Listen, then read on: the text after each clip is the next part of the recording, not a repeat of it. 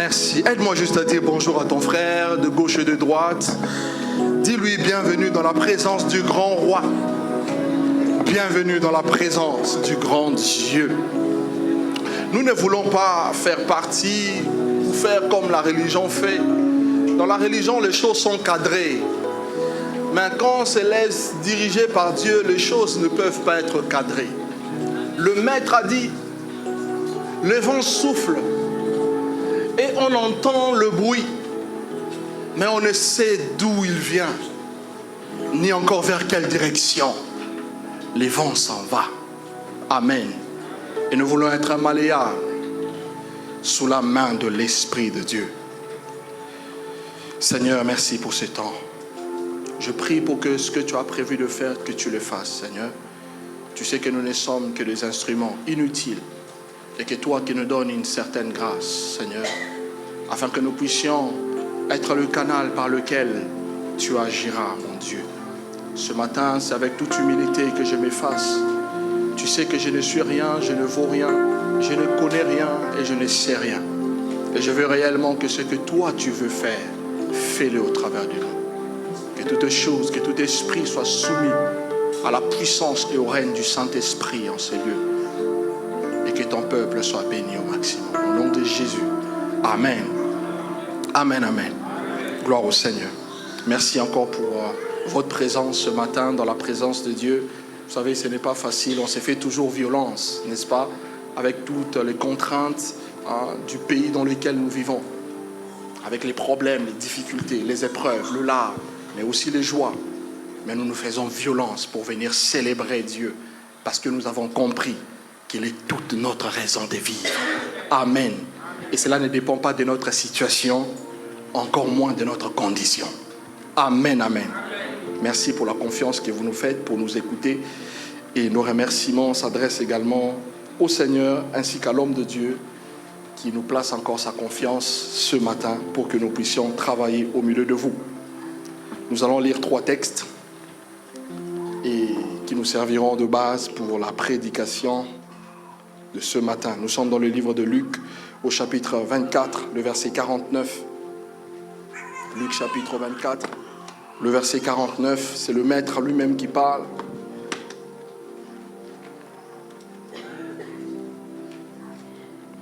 Le temps est parti, mais nous essayerons d'écourter pour que nous soyons bénis.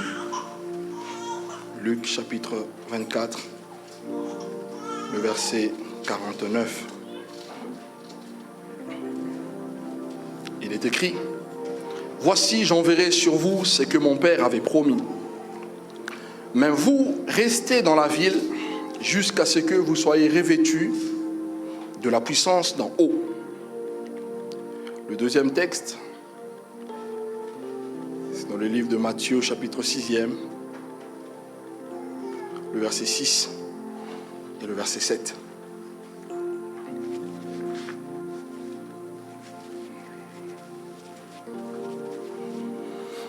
Matthieu chapitre 6, le verset 6 jusqu'au verset 8, si vous le voulez bien. La Bible dit: quand tu pries, entre dans ta chambre, ferme ta porte, prie ton Père qui est dans le secret, et ton Père qui voit dans le secret te le rendra. En priant, ne multipliez pas de vaines paroles, comme les païens, qui s'imaginent qu'à force de paroles, ils seront exaucés. Ne leur ressemblez pas, car votre Père sait de quoi vous avez besoin, avant même que vous ne lui demandiez. Et le dernier se trouve dans le livre de Exode, au chapitre 33, le verset 12 jusqu'au verset 20. Exode chapitre 33, le verset 12 jusqu'au verset 20. Il est écrit: Moïse dit à l'Éternel: voici, tu me dis, fais monter ce peuple, et tu ne me fais pas connaître qui tu enverras avec moi. Cependant, tu as dit, je te connais par ton nom, et tu as trouvé grâce à mes yeux. Le verset 13. Maintenant, si j'ai trouvé grâce à tes yeux, fais-moi connaître tes voies. Alors je te connaîtrai, et je trouverai encore grâce à tes yeux. Considère que cette nation est ton peuple. L'Éternel répondit: Je marcherai moi-même avec toi et je te donnerai du repos. J'aime ce texte. Le verset 15. Moïse dit, si tu ne marches pas toi-même avec nous, nous ne partirons point d'ici. Comment serait-il donc certain que j'ai trouvé grâce à tes yeux, moi et ton peuple? Ne serait-ce pas quand tu marcheras avec nous et que quand nous serons distingués, moi et ton peuple, de tout le peuple qui a sur la face de la terre? L'Éternel dit à Moïse, je ferai ce que tu demandes, car tu as trouvé grâce à mes yeux et que je te connais par ton nom. Moïse dit, fais-moi voir ta gloire. Et le verset 19, l'Éternel répondit, je ferai passer devant toi toute ma bonté et je proclamerai devant toi les noms de l'Éternel. Je fais grâce à qui je fais grâce et miséricorde à qui je fais miséricorde. Et l'Éternel dit, tu ne pourras pas voir ma face, car l'homme ne peut me voir et vivre. Amen. Vous avez vos Bibles? Vous avez de quoi noter? Bien, nous allons décoller. La prière d'un intime. Bonjour à tout le monde, ceux qui viennent d'arriver, mais également à tous ceux qui nous suivent au travers des médias. La prière d'un intime. J'avais pas mal de choses qui trottaient mon esprit. Ce matin, pendant l'adoration, le Seigneur m'a conduit de cette manière-là. Et j'aimerais bien que nous puissions partager sur la prière d'un intime. Alors, le premier texte que nous venons de lire dans Luc chapitre 24, le verset 49, le Maître lui-même, c'est le Seigneur Jésus qui parle. Il dit, il est temps pour que vous receviez ce que le Père avait promis. Mais à condition que vous restez ou encore vous demeurez dans la ville. Et cette ville en question n'est pas Paris. Cette ville en question n'est pas Kinshasa. Cette ville n'est pas Washington, etc. Douala, pour ceux qui sont du Cameroun. Cette ville n'est pas Pretoria pour ceux qui sont de l'Afrique du Sud, etc. Cette ville, c'est la ville de Jérusalem. Amen. Il dit jusqu'à ce que vous soyez revêtus de la puissance d'en haut. Et toute cette année, le pasteur a été inspiré par la grâce de Dieu, par le Saint-Esprit, pour que nous parlions de l'effusion du Saint-Esprit. Et il nous a dit au tout début de l'année, je vais juste répéter 2-3 choses qu'il a dit, que la plus grande bénédiction, et c'est ce qu'il nous a aussi enseigné la semaine dernière, que la plus grande et la plus merveilleuse promesse que Dieu ait fait aux hommes n'est pas les maisons, n'est pas les voitures, n'est pas les papiers pour ceux qui en manquent, n'est pas, je ne sais pas moi, les ouvertures, l'argent, les postes, etc. La plus grande bénédiction que Dieu veut donner à l'homme, c'est le Saint-Esprit. Voilà pourquoi ici Jésus revient en disant que je m'en vais non pas pour accomplir les autres choses, parce que ces choses-là ne sont que des choses annexes. Je m'en vais pour accomplir la plus grande promesse du Père, qui est celle de déverser le Saint-Esprit. Amen. Donc nous comprenons que le Saint-Esprit est la promesse ultime que Dieu ait fait aux humains. Il est vrai que dans ce contexte, Dieu a promis le Saint-Esprit aux apôtres. Mais aujourd'hui, les apôtres sont morts. Mais nous utilisons la Bible qui contient la même parole de Jésus. Et Jésus dit demeurer ou encore rester dans la ville jusqu'à ce que le Saint-Esprit vienne sur vous. Amen. Et pourquoi la ville de Jérusalem? J'ai bien fait de préciser que ce n'était pas Paris. Amen. Et pourquoi la ville de Jérusalem? Alors la réponse, elle est simple. Très simple. Jérusalem signifie cité de paix. Yeru qui veut dire en hébreu cité, n'est-ce pas? Et Salem qui veut dire paix. Voilà pourquoi une des identités de Melchisédek, il s'appelle le roi de Salem ou encore le roi de paix. Et c'est le même nom que Jésus porte lors de la prophétie d'Ésaïe. On l'appellera admirable, conseiller, Dieu vivant et le prince de la paix. Amen. Amen. Je nous amène quelque part. Le temps n'est pas suffisant, mais nous allons donner l'essentiel. Et par la suite, nous allons prier pour que le Saint-Esprit vienne. Amen, amen.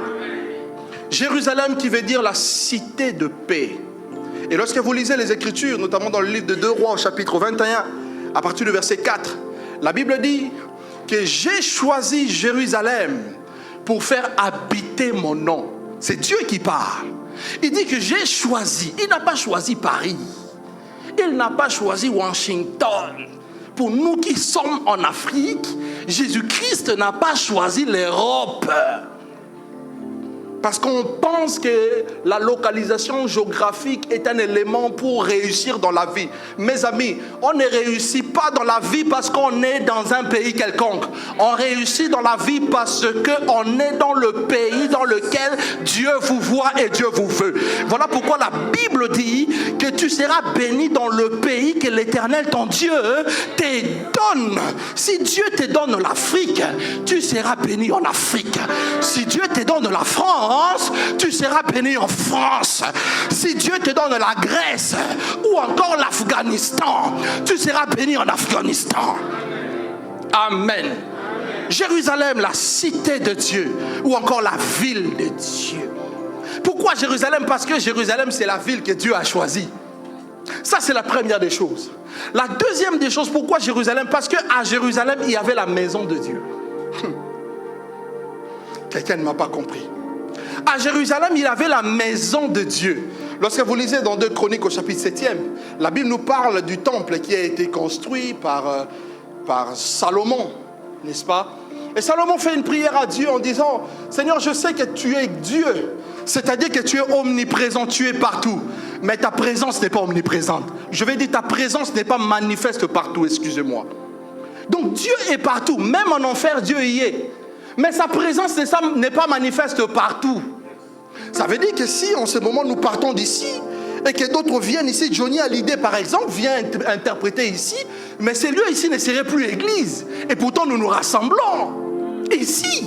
En fait, qu'est-ce qui fait que Dieu est manifeste ici? Tout simplement parce que nous sommes réunis autour de son nom. Selon qu'il est dit que là où 2 ou 3 sont assemblés autour de mon nom, ma présence y est.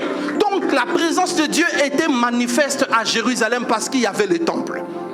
Et Dieu dit dans 2 Chroniques au chapitre 7e que j'ai choisi cette maison, c'est-à-dire ce temple que Salomon avait bâti pour faire résider mon nom. Donc au départ c'était la ville, mais la ville elle est trop grande. Et Dieu va réduire l'aspect au fait de la manifestation de sa présence. Il dit maintenant il y a une maison dans laquelle je peux me manifester. Mais il va plus loin en disant au-delà de la maison. Pourquoi Jérusalem? Parce que Dieu lui-même y était. Ah, tu ne m'as pas compris. Pourquoi Jérusalem? Parce que Dieu lui-même y est. Voilà pourquoi il leur a dit ne vous éloignez pas. Ne vous éloignez pas. Demeurez là jusqu'à ce que vous soyez revêtus de la puissance d'en haut. Et là nous voyons aussi 2 réalités. La premièrement, on est rempli du Saint-Esprit. Lorsqu'on donne sa vie au Seigneur, le Seigneur nous remplit du Saint-Esprit tout de suite. Donc on n'a pas besoin d'avoir un signe extérieur de baptême de l'Esprit, c'est-à-dire les parler en langue, la prophétie, les dons spirituels et tout ça pour croire qu'on est rempli de l'Esprit. On est rempli de l'Esprit par la foi. Amen. Ça c'est la première des choses. La deuxième des choses, Jésus dit aussi qu'il ne suffit pas seulement d'être rempli du Saint-Esprit, mais il faut être revêtu du Saint-Esprit. Parce que lorsqu'on est revêtu du Saint-Esprit, c'est alors qu'on est revêtu de la gloire de Dieu. Et que la gloire de Dieu serait manifeste dans votre vie. Et tout ce que vous toucherez, la gloire de Dieu l'affectera et l'accompagnera. Voilà pourquoi lorsque les disciples ont été revêtus de l'Esprit, on ne les a plus reconnus. Et ce matin, Dieu veut te revêtir de l'Esprit pour qu'on ne te reconnaisse plus. Amen. Amen. Amen. Ce matin, Dieu veut nous revêtir de l'Esprit pour marquer la différence de ceux qui sont de lui et de ceux qui ne le sont pas. La différence ne viendra pas par la connaissance théorique de la parole de Dieu. La différence ne viendra pas parce qu'on est habillé en costume. La différence ne viendra pas parce qu'on a des belles montres, parce qu'on a des maisons. La différence viendra parce qu'on est revêtu de la puissance du Saint-Esprit. Alléluia. Alléluia. C'est bien de de faire les études. Même les études bibliques, c'est quelque chose de très bien. Mais il ne faut jamais s'appuyer sur ça. Parce que ce qui créera la différence, bien aimé dans le Seigneur, ce n'est pas ces choses. C'est les contacts que nous devons avoir avec le Saint-Esprit. Et Dieu veut marquer nos vies de la gloire. Alors des empreintes de sa personne. Amen. Jérusalem.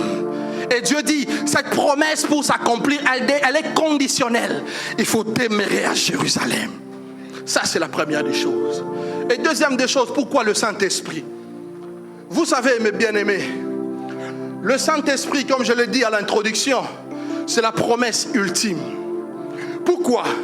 Parce que le Saint-Esprit est celui qui matérialise toutes les promesses de Dieu. Donc, il ne suffit pas seulement de recevoir les promesses, comme on nous l'a si bien enseigné par notre cher pasteur que nous aimons le dimanche dernier.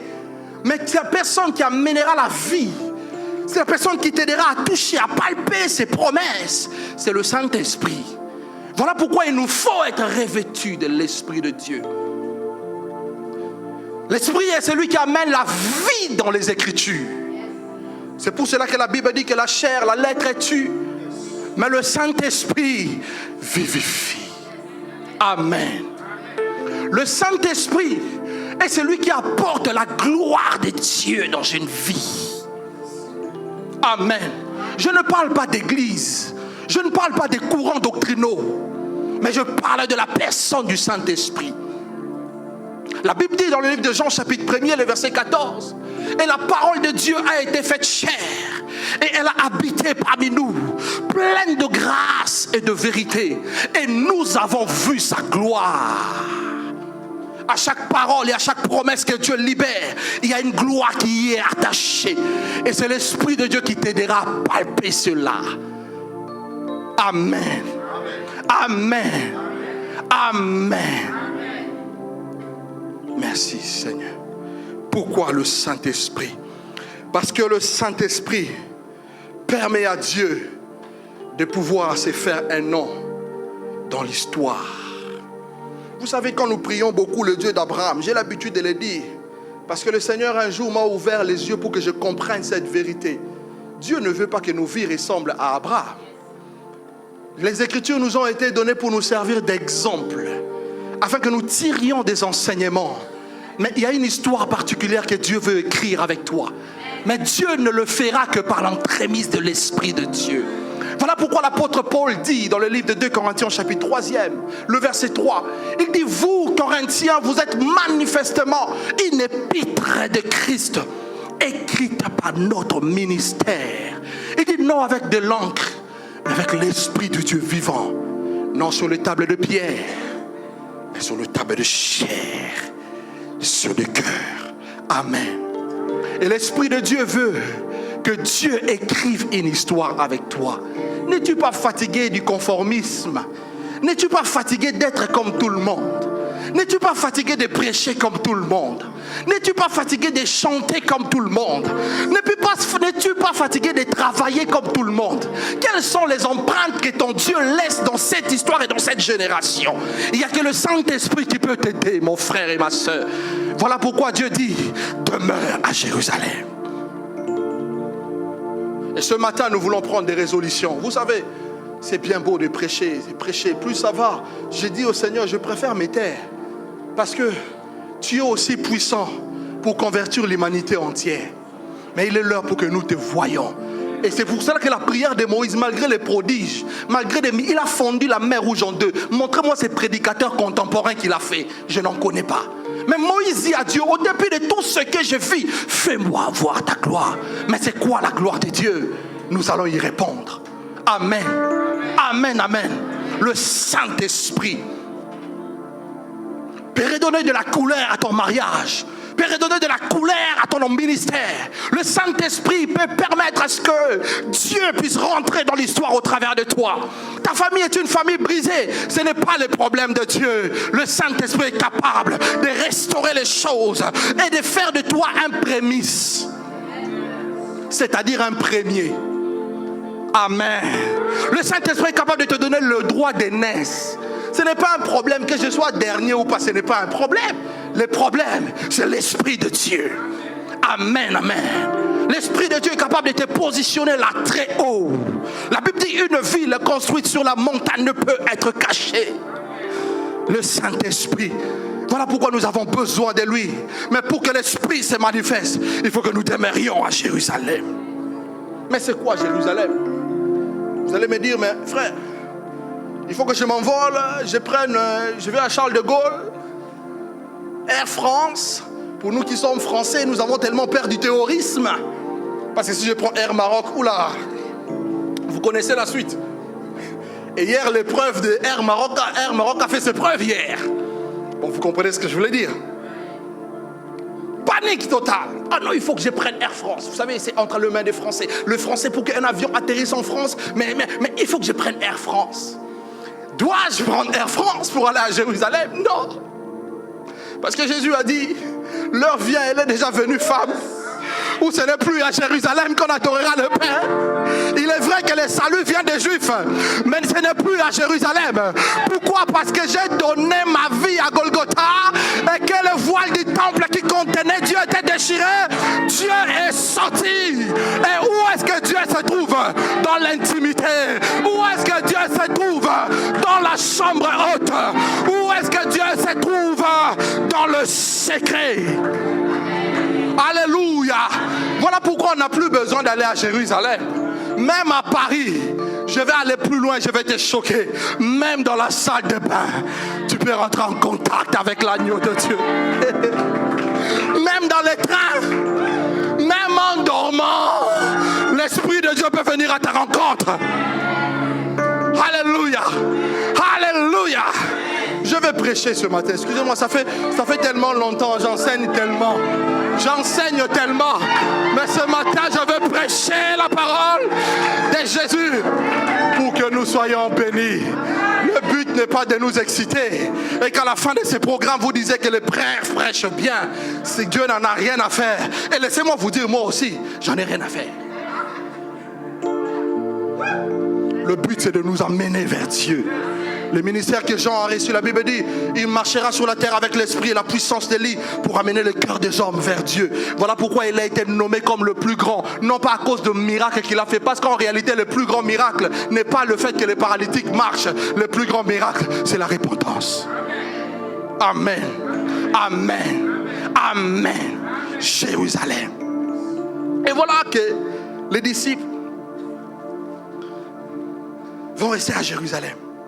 Mais ils ont compris cette vérité, que Jésus était mort et que le temple, les voiles étaient déchirés, que Dieu n'était plus là. Dieu était dehors. Et Dieu était dans le lieu secret. Voilà pourquoi nous parlons de la prière d'un intime. Et comme vous le savez, la prière, c'est le moyen par lequel l'esprit de l'homme entre en contact avec Dieu. Mais la prière, comme nous l'avions aussi dit il y a quelque temps, la prière nous permet aussi de maintenir une relation stable avec Dieu. C'est pour ça que nous parlons de la prière d'un intime.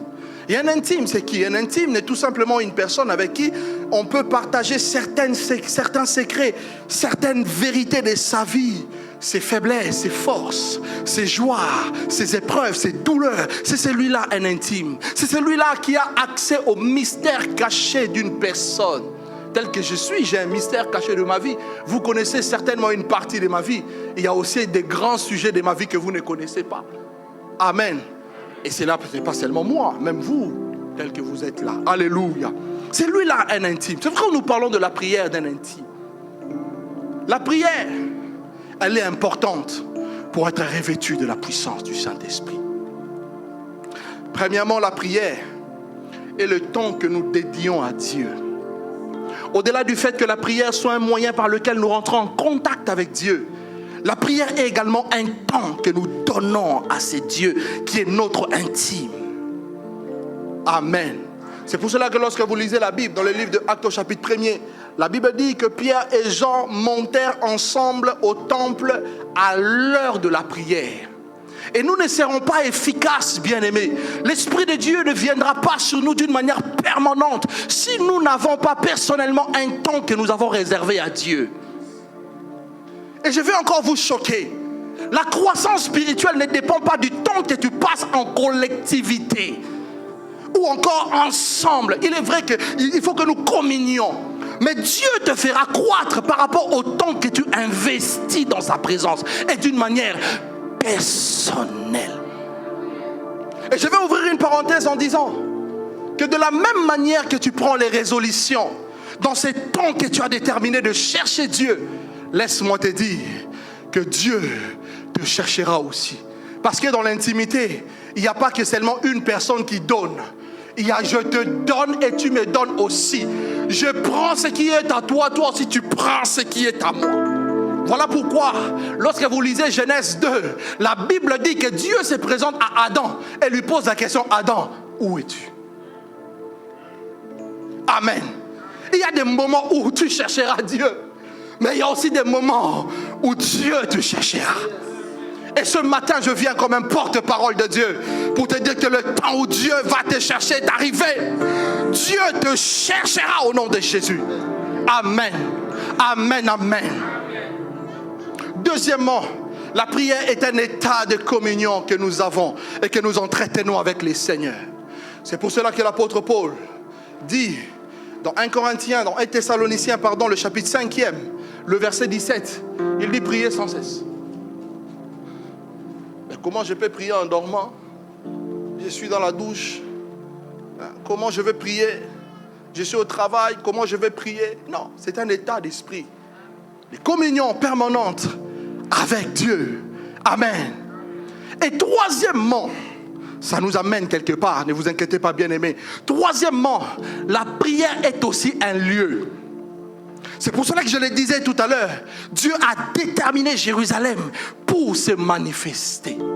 Voilà pourquoi le texte que nous venons de lire dans Matthieu chapitre 6, le verset 6 au verset 8, Jésus a dit, quand tu veux prier, entre dans ta chambre, prie ton Père qui est dans le secret. Vous voyez un peu, est-ce que ça commence à devenir un peu clair, non? Prie ton Père qui est dans le secret, et ton Père qui voit dans le secret, my God, te le rendra.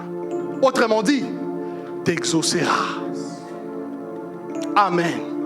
C'est pour cela que tu dois avoir aussi un lieu. Ne prie pas seulement au salon parce que tu veux être tenté à regarder la télé. Même quand tu es dans ta chambre, ne prie pas à côté de ton téléphone parce que tu vas être tenté à aller sur Facebook. Tenté à aller sur les réseaux sociaux. Il faut déterminer un lieu spécifique où tu peux rencontrer facilement le Seigneur. Et laisse-moi te dire, si tu détermines ces temps, Dieu viendra à ta rencontre. Je disais l'autre fois que personne n'est né avec les choses de Dieu.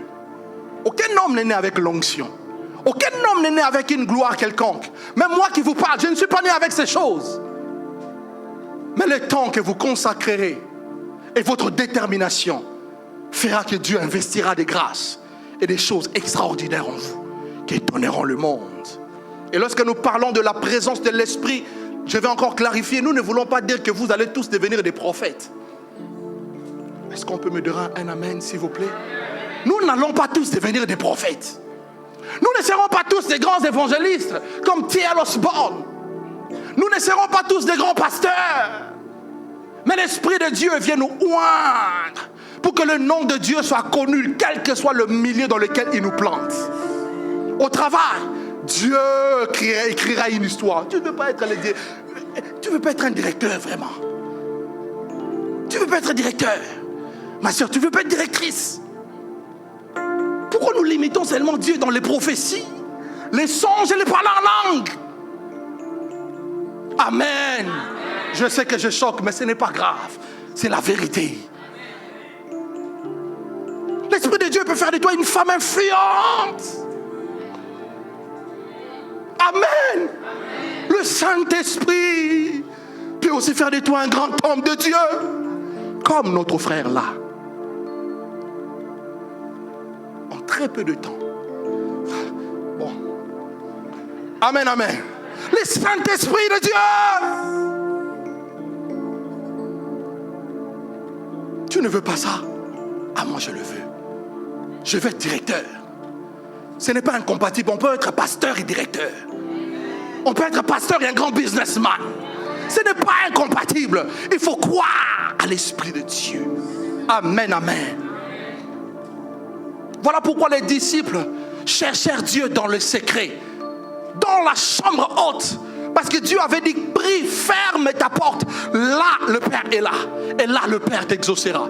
Et pendant 10 jours, nous dit la Bible, il s'est mis à prier Dieu. Pourquoi? Parce que la maison de Dieu s'appelle aussi la maison de prière. Donc, on ne reste pas seulement dans la maison de Dieu comme ça, assis et en contemplation. On cherche Dieu dans la prière, frère. Ils se sont investis dans la prière. Ils se sont mis à chercher la face de Dieu.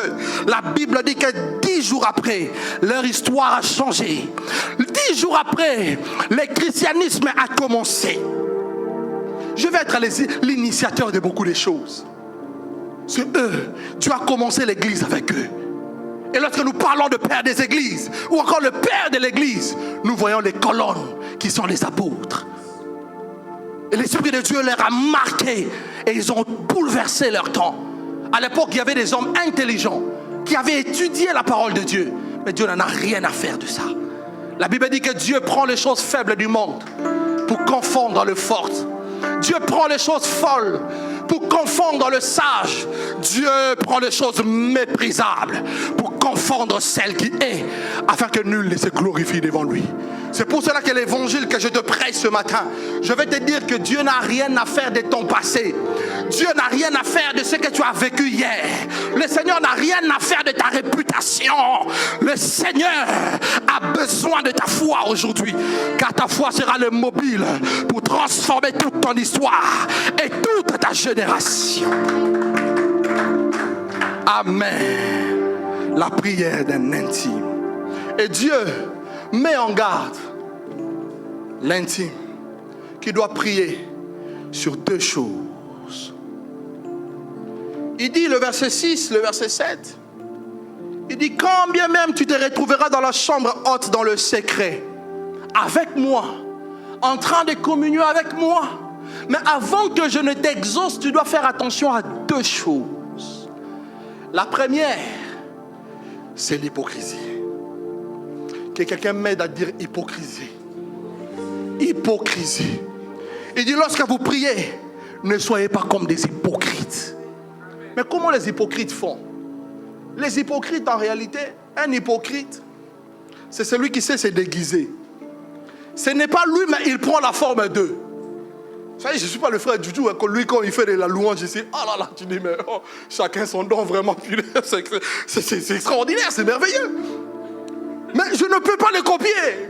Mais il y a des gens qui sont capables de le copier. Ils peuvent même parler comme lui. Amen, amen. C'est ça en fait. C'est un hypocrite, c'est celui qui s'est déguisé. Il va prendre la forme d'eux. En réalité, il n'est pas. C'est celui qui cherche à apparaître. Et pourtant, il n'est pas.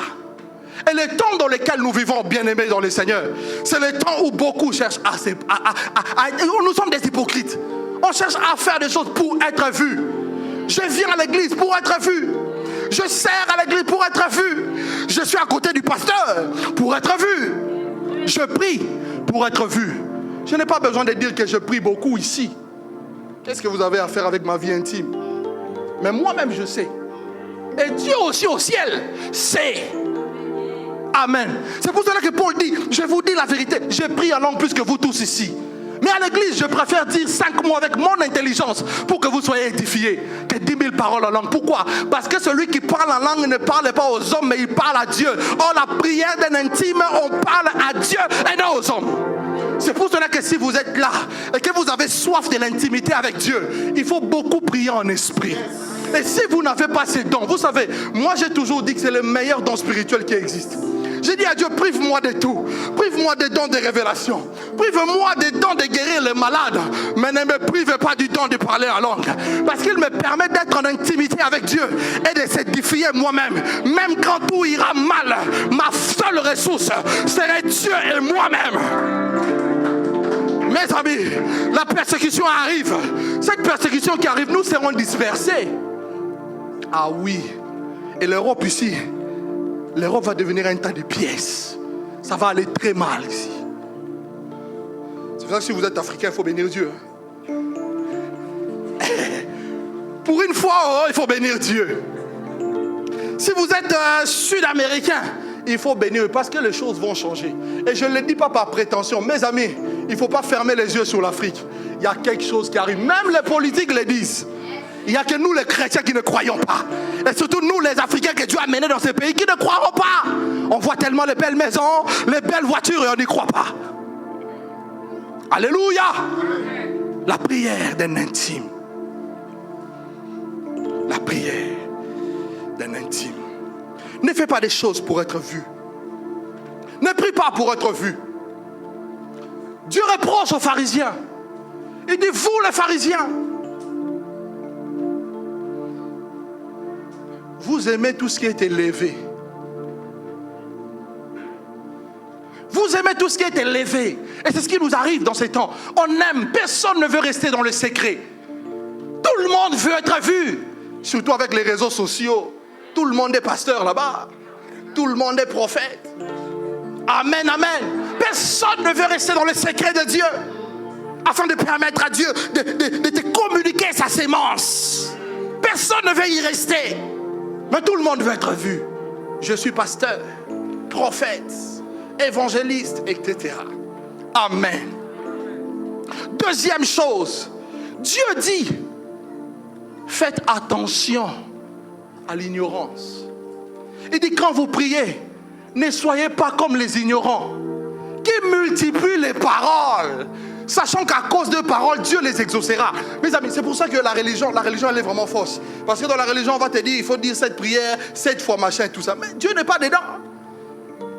Même nous les chrétiens, on n'a pas à répéter 10 000 prières. Non. Nous devons persévérer dans la prière, oui, mais selon la volonté de Dieu. Amen. Amen, amen. Alors, la question que nous allons nous poser et qui va nous permettre d'atterrir sur ces textes ou ces thèmes, c'est quoi la prière d'un intime?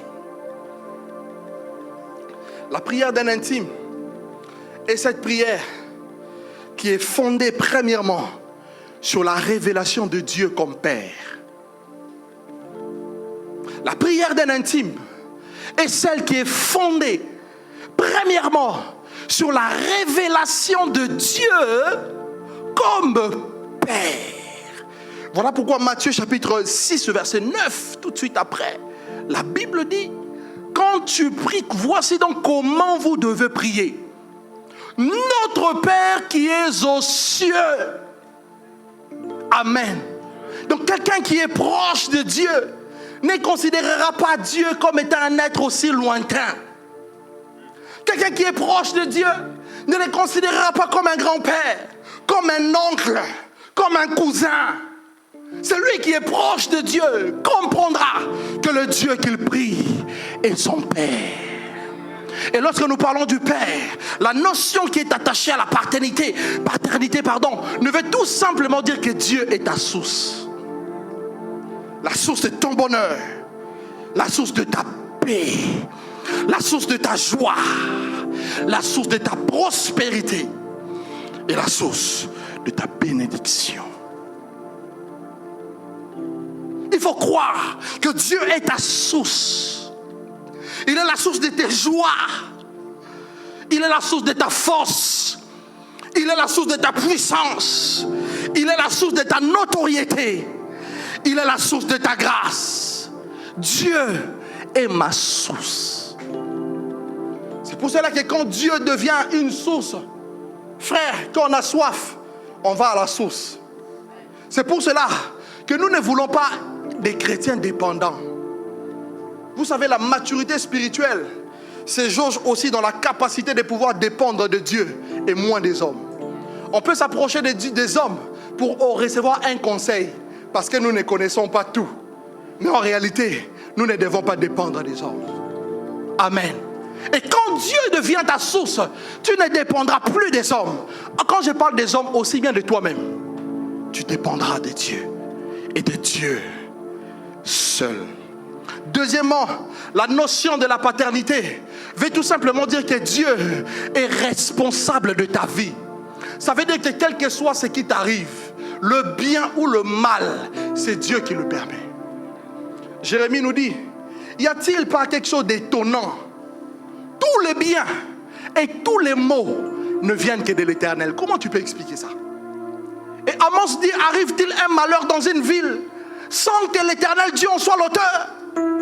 Ça veut dire que même si tu es confronté dans une situation de mort, tu es confronté dans une situation de faiblesse, tu es confronté dans une situation de maladie incurable, dis-toi que Dieu est derrière ça. Amen. Amen, amen. Dieu est responsable. Et parce que Dieu est responsable, Dieu ne veut pas que nous puissions avoir des soucis. Un intime n'a pas de soucis. L'apôtre Pierre dit, déchargez-vous sur lui de tous vos soucis. 1 Pierre chapitre 5, le verset 7. Car lui seul prend soin de vous. Quel problème vous avez? Quel problème que j'ai? Quel que soit l'homme de Dieu, quelle que soit sa grâce, même si vous allez le voir, vous vous rendrez compte qu'il est limité. Il n'y a que Dieu qui a une puissance illimitée. Il n'y a que le Père qui peut transformer votre situation en joie. Il n'y a que le Père qui peut transformer vos larmes en cris de joie et en cris d'allégresse. Il n'y a que Dieu. Et dans ma vie, j'ai appris à compter que sur Dieu et sur Dieu seul. Cela ne veut pas dire que je ne vous fais pas confiance, non. Mais j'apprends d'abord à compter sur Dieu et sur Dieu seul. Amen. Troisièmement, parce que Dieu, en tant que Père, a un projet pour nous. Jérémie nous dit que je connais le projet que j'ai formé sur vous, projet de paix et non de malheur, afin de vous donner de l'avenir et de l'espérance. Amen. Amen. La paternité de Dieu. Un intime doit comprendre que Dieu est son Père. C'est pour cela que parce que Dieu est ton Père, tu ne dois pas avoir des choses que tu caches à Dieu. Cache-moi des choses, je te comprendrai. Cache-nous des choses que je te comprendrai. Mais pas à Dieu. C'est la seule personne à qui tu peux exposer toutes tes faiblesses. Seigneur, là ça ne va pas. C'est la seule personne à qui tu peux exposer toutes tes faiblesses. Et il n'est pas comme on dit chez nous. Excusez-moi, je n'ai pas l'habitude de le faire, mais le mot est tellement fort. Je vais le dire et je vais le traduire. Songi, songi. C'est-à-dire, celui qui parle beaucoup. Hein? Commère, merci. C'est pour ça que je n'avais pas le mot en tout cas, merci. Commère, Dieu n'est pas commère. Si je lui dis, Seigneur, je péchais là, il ne viendra pas voir mon frère pour dire, tu sais, ce gars-là c'est un comédien. Tout ce qu'il vous dit là, c'est des pipeaux. Regarde ce qu'il a fait. Dieu ne le fera jamais. Alors pourquoi ne veux-tu pas se confier en lui? Dieu est un Père. Amen. Deuxièmement, la prière d'un intime, c'est laquelle? Regardez ce que Moïse dit dans Exode chapitre 33. Il dit, Seigneur, si j'ai trouvé grâce à tes yeux, fais-moi connaître tes voies. Un intime n'est pas là en train de demander à Dieu, donne-moi ceci, donne-moi cela. En réalité, c'est pour ça que Jésus a dit, ce sont les païens qui font ça. Parce que votre Père, parce qu'il est votre source, il sait déjà de quoi vous avez besoin avant même que vous ouvrez la bouche. C'est pour cela qu'un intime passe plus le temps dans l'adoration, il passe plus le temps dans la contemplation que dans les demandes et les requêtes. Ah, deviens un intime avec Dieu. Ma prière ce matin, c'est que tu deviennes un intime de Dieu. Alléluia. Tu comprendras que ton ministère, tu n'as pas besoin de demander à Dieu, Seigneur, j'ai besoin de voir des guérisons, des miracles. Quand Dieu est là, Dieu fait ce qu'il veut. Moi, je ne prie pas Dieu, je ne veux pas dire, Seigneur, je vais travailler, je veux que les gens voient ton miracle. Non, je veux que tu sois là. Parce que quand tu es là, tu connais les besoins des gens. Et tu es capable de les toucher sans bien même que je pose ma main. Vous connaissez le ministère de Renard Bonk. C'est un grand évangéliste qui réunissait des millions d'âmes. Mais il ne posait pas les mains aux gens. Mais c'était un ministère rempli de guérisons, de miracles. Et Dieu attestait qu'il était là. Pourquoi? Parce qu'on a besoin de Dieu. Amen. Alléluia. La prière d'un intime. Moïse dit, si je trouvais grâce à tes yeux, fais-moi connaître tes voies. Et Paul explique cela autrement. Il dit que Dieu veut que tous les hommes soient sauvés. Quand nous sommes sauvés, Dieu devient notre Père. Mais il ne faut pas que nous arrêtons là. Il dit que Dieu veut aussi que les hommes parviennent à la connaissance de la vérité. Cela est un processus. Pourquoi? Parce que Dieu est un mystère que même l'éternité ne peut contenir ni définir. Amen. Il dit, fais-moi connaître tes voies. C'est alors que je te connaîtrai. Et je trouverai davantage grâce à tes yeux. Et ce matin, laisse-moi te dire, tu as trouvé grâce aux yeux de Dieu. Tu as compris pourquoi je t'ai pointé? Ma soeur qui est là, tu as compris? Tu n'as pas compris? Non, si tu n'as pas compris, il faut dire. Hein? Alléluia, alléluia. Tu as trouvé grâce.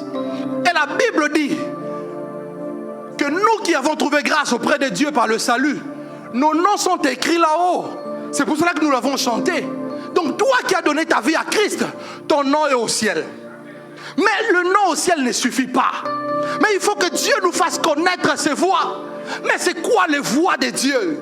Une voie, c'est un chemin. Une voie, c'est une route qui mène vers.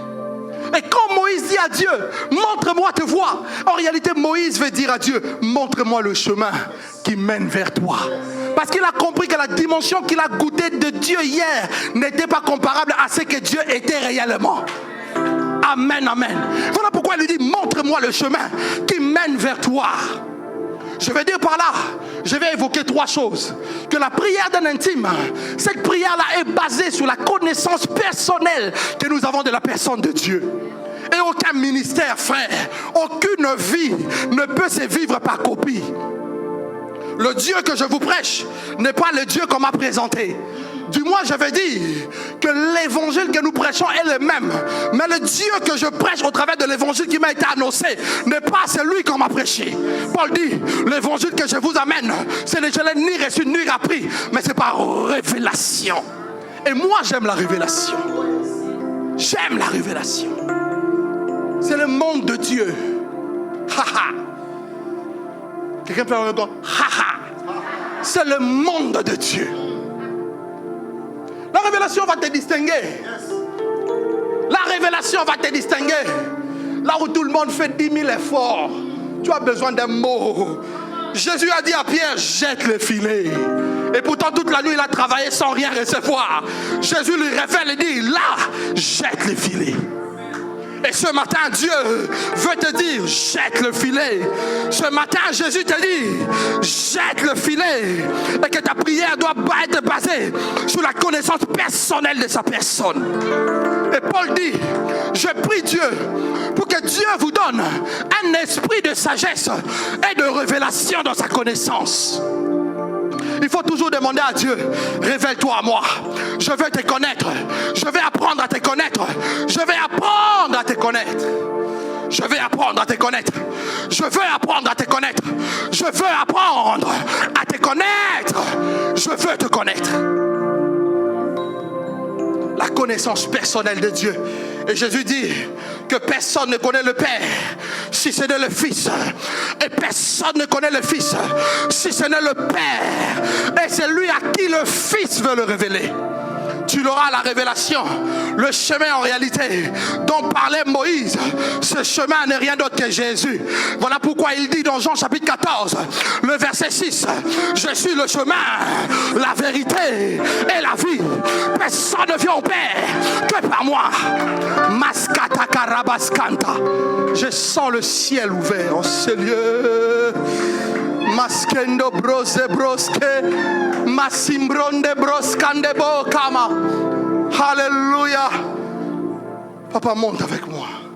Je sais que tu es très connecté. Monte avec moi pour libérer quelque chose de mon esprit. Amen. La connaissance de Dieu. Deuxième chose, c'est la connaissance de la parole de Dieu. Vous remarquerez qu'après, si vous lisez Exode 34, Moïse a demeuré tellement dans le sein de Dieu. Mais quand il est descendu, Dieu lui donna 2 choses. Le tablet de pierre, qui est l'image de l'Ancien et du Nouveau Testament. C'est l'image de la parole de Dieu. Un intime avec Dieu doit aimer la parole. Et on ne lit pas la parole, je crois que je l'ai déjà dit, et je le dirai encore, parce que ça fait partie de l'évangile que nous avons reçu de Dieu. On ne lit pas la parole pour démontrer aux gens qu'on connaît les Écritures. On lit la parole pour soi-même. La méditation te donnera l'amour de Dieu, créera dans ton cœur l'amour de Dieu, mais aussi l'obéissance à sa parole. Il faut aimer Dieu. Et les chrétiens du temps dans lequel nous vivons, c'est des chrétiens qui aiment le matériel. Ils aiment trop leur business. Pour le ministre de Dieu, ils aiment trop leur ministère et l'œuvre de Dieu. Ils n'aiment pas Dieu. Et il faut aimer Dieu. Amen. Troisièmement, qui est attaché à fais-moi connaître tes voies, c'est la connaissance de la volonté de Dieu. Quand Dieu se révèle à Paul, une lumière resplendit pendant qu'il allait à Damas. La Bible dit que Paul tomba Et il a entendu une voix qui lui parlait. Saul de Tarse, pourquoi me persécutes-tu? Et lui repose la question, qui es-tu? Il dit, je suis Jésus de Nazareth que tu persécutes. Et la question qui suivit après, il dit, que veux-tu que je fasse? La volonté de Dieu est celle qui amène le ciel sur la terre. Très souvent nous avons des échecs parce que nous sommes loin de connaître ce que Dieu veut, et ce dans tout ce que nous faisons. Je vais développer après, mais je vais aller un peu, je vais finir la pensée de l'apôtre. Et ça c'est Luc qui raconte cela dans Actes chapitre 9. Mais quand vous allez dans Actes chapitre 22, c'est lui-même l'apôtre Paul qui les raconte. Il dit, cette lumière était tellement grande, elle resplendit autour de nous. Il dit, les gens qui étaient autour de moi virent la lumière, mais ils n'entendirent pas la voix. Et au chapitre 26, le même Paul parle, il dit, cette lumière était tellement immense, intense, éblouissante. Les gens qui étaient autour de moi ne virent rien, mais ils entendirent seulement la voix. Alors quand vous comparez les trois textes, vous disiez, mais il y a un mensonge là-dedans. Mais non, il n'y a pas de mensonge. Je vais vous le démontrer, il n'y a pas de mensonge. Au fait, quand l'apôtre dit que les gens qui étaient avec moi, est-ce que nous connaissons leur nombre? Répondez-moi, est-ce que nous connaissons leur nombre? Ça veut dire qu'une partie avait vu la lumière dans Actes chapitre 22 et une autre avait entendu la voix dans Actes chapitre 26. Et pour que l'apôtre soit cohérent, l'apôtre a dit, les uns ont vu la lumière, les autres ont entendu la voix. Pourquoi je nous dis cela? Parce que lorsque Dieu vous révélera sa volonté, n'attendez pas que tout le monde comprenne ou connaisse les choses comme vous. Amen. Amen, amen. Quand Dieu vous révélera ce qu'il attend de vous, vous aurez certainement les hommes qui vous diront, mais non, nous avons vu la lumière, mais on n'a pas entendu la voix. Quand Dieu vous révélera sa volonté, vous aurez d'autres qui viendront, ah mon cher ami Paul, non, ce n'est pas vrai. Nous avons entendu la voix, mais nous n'avons pas vu la lumière. Et il ne faut pas non plus attendre que tout le monde soit d'accord avec vous pour vous lancer dans le chemin de la volonté de Dieu. Dieu peut vous dire de quitter une église. N'attendez pas que Dieu donne la vision au pasteur pour que vous obéissez. Dieu peut vous demander de déposer votre lettre de démission à votre patron pour cause que Dieu veut faire de vous un patron. N'attendez pas que vous... Oh, quelqu'un ne me comprend pas. Alléluia. Alléluia, alléluia. La volonté de Dieu, elle est personnelle. Personnelle. Et dans tout ce que nous faisons, nous devons demander à Dieu, que veux-tu que je fasse? Vous voulez vous lancer dans le ministère. Bien-aimés dans le Seigneur, le ministère c'est une bonne chose. Ce n'est pas seulement ce micro, des belles vestes, des montres pour montrer aux hommes que nous avons Dieu, c'est faux.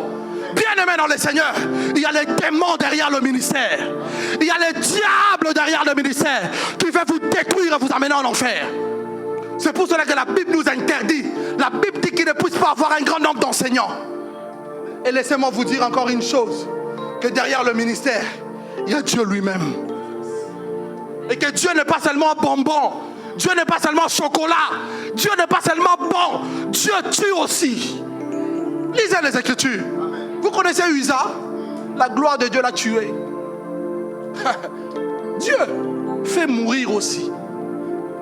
Dieu a voulu tuer Moïse. Vous avez déjà lu ça? Dieu tue, frères et sœurs. Le ministère n'est pas un sujet de gloire. C'est pour cela qu'on ne se déplace pas sans que Dieu vous dise allez-y. Vous voulez vous marier, frères et sœurs? Vous voulez vous marier? Mes amis, sur quels critères basez-vous votre choix? Sur quels critères basez-vous votre choix? Excusez-moi, le mariage n'est pas les relations intimes. Si vous pensez cela, vous n'avez rien compris. Et vous êtes loin d'accéder au mariage. Il y a beaucoup d'enjeux, il y a beaucoup de vents, il y a beaucoup de problèmes. Quand je dis problème, je ne veux pas dire que j'ai des problèmes. Hein? Oh. Amen, amen. Je suis en paix. Regardez comment j'ai grossi même. Mon visage il brille. Ceux qui m'ont connu avant les mariages et après les mariages peuvent témoigner. Tout le monde ici ne me connaît pas. Mais ceux qui m'ont vu peuvent témoigner. Je suis en paix. En paix. Et en paix. Et en paix. Alléluia. Il faut se marier marier selon la volonté de Dieu. Ce n'est pas parce que l'homme parle bien français, les Français ne te maintiendront pas au mariage. Ce n'est pas parce qu'il a des moyens. Mes amis, ces choses-là ne te maintiendront pas dedans. Amen. Amen, amen. Que veux-tu que je fasse? Deuxièmement, Dieu peut te faire connaître sa volonté au travers de quelqu'un d'autre. C'est pour ça que n'attends pas seulement que Dieu te parle, te révèle lui-même à toi. Au travers de quelqu'un d'autre, Dieu peut te faire connaître sa volonté. Et si vous lisez l'histoire de l'apôtre Paul, Dieu n'a pas dit à Paul ce qu'il devrait faire. C'est Ananias qui est venu dire à Paul, quand il pose la question, que veux-tu que je fasse? Dieu lui dit, entre dans la ville, on viendra te dire ce que tu dois faire. Et cela confirme lui-même ce qu'il écrit dans 1 Thessaloniciens chapitre 5, le verset 20. Il dit, ne méprisez pas les prophéties, examinez-les et retenez ce qui est bon. Ça veut dire que toute prophétie n'est pas bonne. Là, je vais choquer les prophètes. Amen, amen. Ça veut dire que toutes les prophéties ne sont pas bonnes. Permets-nous au moins d'examiner et de retenir ce qui est bon. Parce que dans la prophétie, Dieu peut également nous révéler sa parole. Amen. Troisièmement, il faut accepter la volonté de Dieu une fois que Dieu nous la révèle. Troisième grand point, c'est quoi la prière d'un intime? Moïse dit à Dieu, si tu ne marches pas avec moi, ne nous fais pas partir d'ici. Combien de fois nous bougeons nous-mêmes? Vous savez, il ne suffit pas que Dieu vous révèle sa volonté, mais il faut aussi attendre le temps de Dieu pour faire sa volonté. Pourquoi? Parce que la volonté de Dieu est toujours liée au temps. C'est pour cela qu'en ce moment, Dieu va dire que tu seras un grand homme, mais quand tu te regardes, mais toi tu es un vrai pauvre, vraiment, tu dis, mais oh mon Dieu. Dieu dit que tu seras un grand ministre, mais personne ne te connaît, personne ne t'invite. Tu vas être un grand chanteur, le monde entier chantera la musique que je te donnerai. Mais tu as l'impression que tu galères, tu appelles les gens, venez m'aider à la répétition. Personne ne veut de toi en fait. Mais Dieu sait que cela arrivera. Mais il faut attendre le temps. C'est pour cela que la Bible dit dans Habakkuk chapitre 2, c'est une prophétie dont le temps est déjà fixé. Elle court vers son terme. Si elle tarde, attends-la, mon ami, attends-la. Car elle s'accomplira, mais avec une grande certitude. Donc le temps de Dieu, la volonté de Dieu est liée à son temps. C'est pour cela que Moïse a dit, c'est vrai, là j'ai connu tes voix, mais si toi-même tu ne bouges pas avec moi, je ne partirai pas. On te demande de faire des choses. Mes amis, comme le pasteur le disait l'autre fois, il y a certaines décisions, il ne faut pas qu'on vous le dise de les faire. Ça doit venir de vous-même. Vous prenez la décision de quitter la France pour aller au Canada parce que là-bas c'est un Eldorado. Mais il faut que ça vienne de vous-même. Parce qu'il y en a qui sont partis et ça s'est très mal passé. Amen. Vous prenez la décision de quitter la France, d'aller vivre en Afrique. C'est une très bonne chose. Mais il faut que cela vienne de vous-même. Il ne faut pas qu'on vous influence. Parce que ça risque de très mal se passer. Amen, amen. La volonté de Dieu. Il dit, si tu ne me fais pas partir d'ici, si tu n'es pas avec moi, ne me fais pas partir d'ici. Et c'est quoi marcher avec Dieu? Amos 3:3 nous dit quoi? Amos nous dit, deux personnes marchent-ils ensemble sans qu'ils ne soient d'accord? En réalité, marcher avec Dieu veut dire tout simplement conclure une alliance avec lui. Et c'est quoi l'alliance? L'alliance est un contrat. L'alliance est un pacte que des hommes vont faire en disant, tes intérêts sont les miens, mes défaites sont également les tiennes. Ça c'est l'alliance. Oh, Dieu n'échoue jamais. Ça c'est la bonne nouvelle. Donc toutes les fois que nous échouons, en réalité, nous marchons en dehors des clauses de l'alliance. Et la plus grande alliance qui existe est celle de Golgotha. Amen. Mais Dieu veut aussi particulariser une alliance avec toi. Voilà pourquoi tu as besoin de marcher avec lui. Et dans ces contrats, laissez-moi vous dire quelques vérités. Dans cette alliance avec Dieu, Dieu s'engage. Et Dieu engage toute sa fidélité. C'est pour cela que l'apôtre Paul dit, même si nous nous rénions, lui, il ne peut se renier parce qu'il est fidèle. Ah, quelqu'un ne m'a pas compris. Quand j'ai lu ça, j'ai dit, my God! Dieu ne peut se renier lui-même. La fidélité, toute la fidélité de Dieu est engagée derrière l'alliance. Non, ne marche plus seul. Ne marche plus seul. La prière d'un intime est celle qui dit à Dieu, si tu n'es pas avec moi, je ne partirai pas. Dis tout ce que tu veux, je ne partirai pas. Et toute alliance a un signe visible. Aïe, aïe. C'est pour cela que le signe de la plus grande alliance est le sang. Et que lorsque Dieu regarde le sang, quand bien même tu aurais tué, lorsque Dieu vient et il voit le sang, et il te pardonne. Parce que la Bible dit que le sang de Jésus parle mieux que celui d'Abel. Aïe. Hey! Le sang de Christ parle mieux que celui d'Abel. Toute alliance a un signe extérieur et visible. Et laissez-moi encore vous dire une vérité sur l'alliance. Mes amis, l'alliance a des conséquences physiques et a une portée éternelle. C'est pour cela qu'on ne joue pas avec l'alliance. Il n'y a que les chrétiens qui ne connaissent pas la valeur de l'alliance. Demandez aux satanistes. Ils connaissent la valeur et le poids du pacte qu'ils font avec le diable. Vous savez, un musicien, il est comme ça, il est normal, il fait des répétitions, quels que soient ses talents. Mais lorsqu'il signe un pacte avec le monde des ténèbres, son histoire change.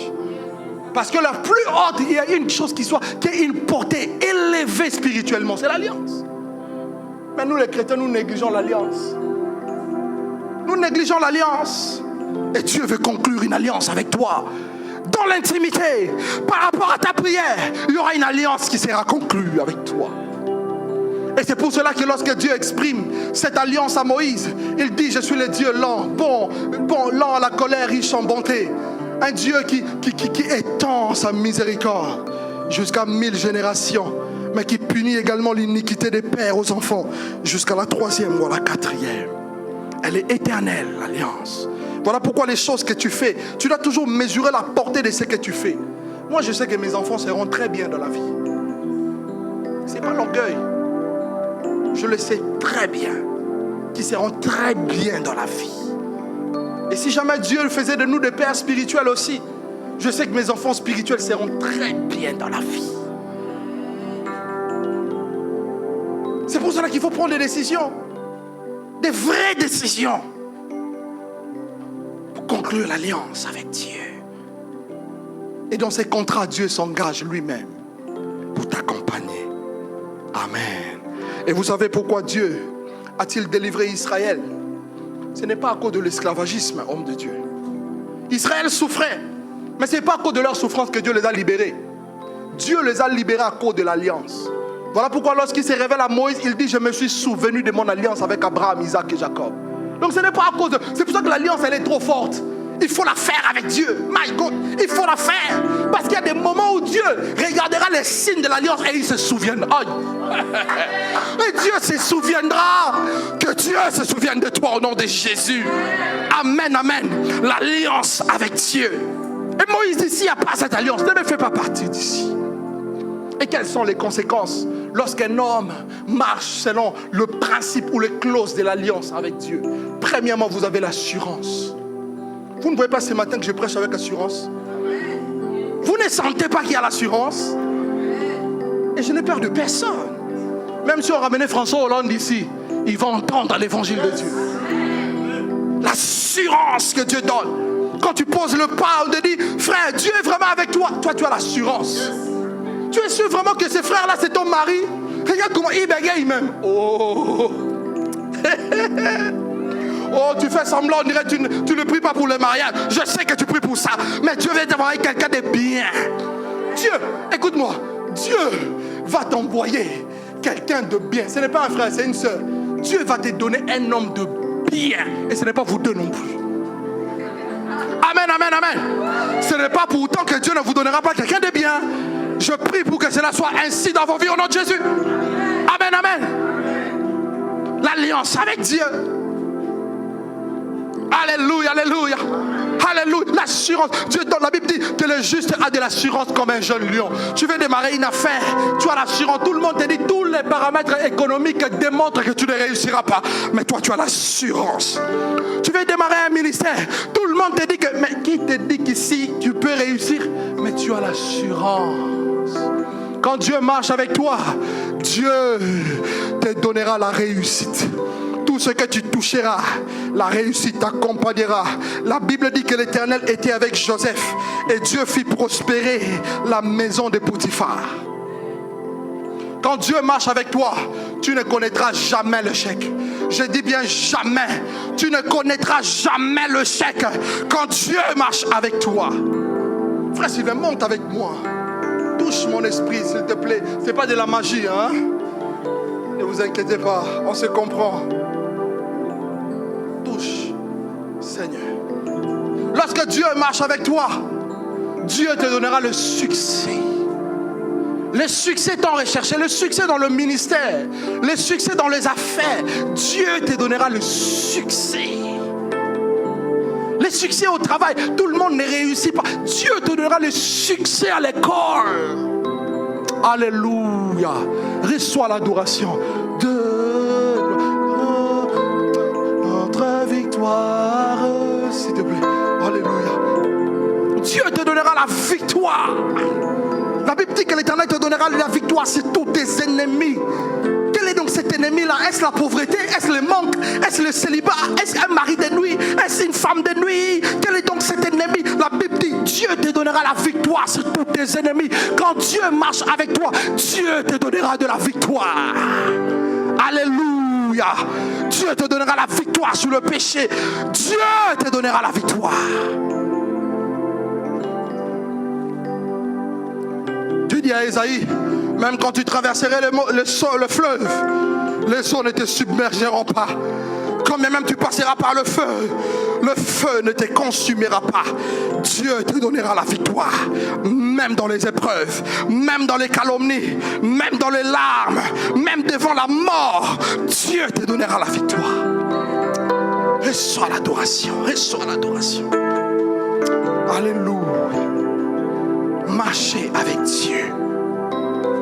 Et la quatrième prière que Dieu fait, Moïse dit à Dieu, fais-moi voir ta gloire.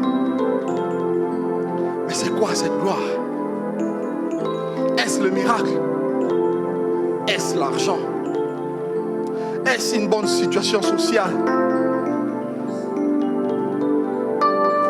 Est-ce toutes ces choses? C'est quoi la gloire de Dieu? C'est quoi cette gloire qui était l'objet, le sujet du soupir de son cœur? Mon Dieu, c'est quoi cette gloire? Il dit, fais-moi voir ta gloire, mon Dieu. Et Dieu lui dit que cette gloire, mon fils, est conditionnelle, car personne ne peut me voir et vivre. En réalité, cette gloire, c'est Dieu lui-même. Amen. Cette gloire, c'est Dieu lui-même. Lui qui apportera l'exaucement à tes prières. Lui qui te répondra. Lui qui t'exaucera. Cette gloire, c'est Dieu lui-même. Mais Dieu dit à condition que tu meurs. Car personne ne peut me voir dans l'état d'humanité et survivre. Et comment un homme peut-il mourir pendant qu'il est en même temps en vie? En réalité, cette mort, c'est une mort en soi. C'est un renoncement à sa personne, un renoncement à ses pensées, un renoncement à sa vision, un renoncement à ses projets, un renoncement à soi. Pour s'aligner derrière Dieu. C'est pour cela que Jean-Baptiste, comprenant ce mystère, pouvait dire, il faut donc que lui croisse et que moi je diminue. Et l'apôtre Paul vient sous l'inspiration de l'Esprit en disant, j'ai été crucifié avec Christ. Et si je vis, ce n'est plus moi qui vis, mais c'est Jésus-Christ qui vit en moi.